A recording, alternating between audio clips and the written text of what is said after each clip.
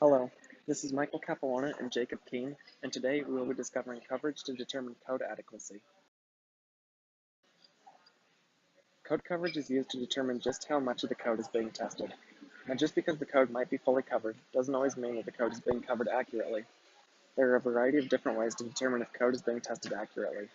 Hans Zu, in this article, Software Unit Test Coverage and Adequacy, mentions some good ways that we can determine this measurement. Two of them that stood out to me are first, the stopping rule, which when set helps us know when we have completed enough testing and then when to stop testing. An example of this would be using statement coverage. We can stop the testing as soon as all of the statements have been fully executed. The second is using quality measurement in testing, which helps classify the results of the test rather than simply defining them as a good or bad test.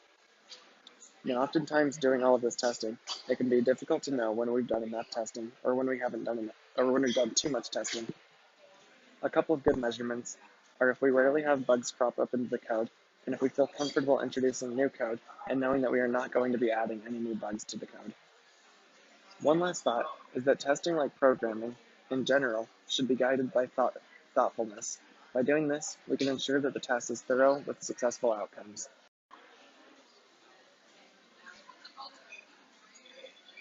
There are many benefits to code coverage and reasons that you would use it when testing software.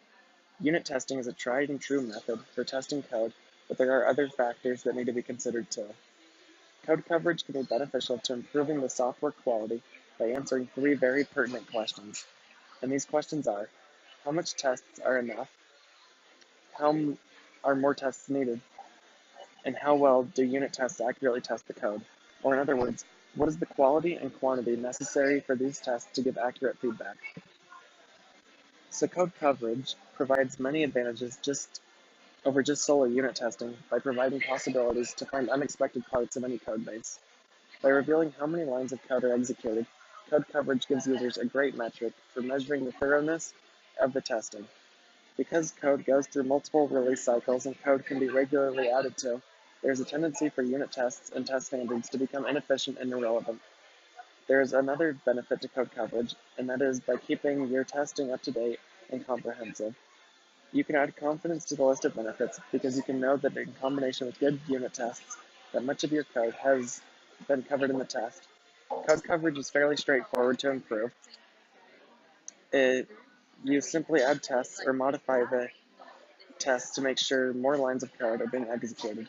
There are a lot of resources from different coding languages out there to help you set this up and get started. Code coverage is not a silver It's not a silver bullet, but in conjunction with other tools and testing, it becomes a very competent means of determining how well the code is being tested and where the bugs may lie.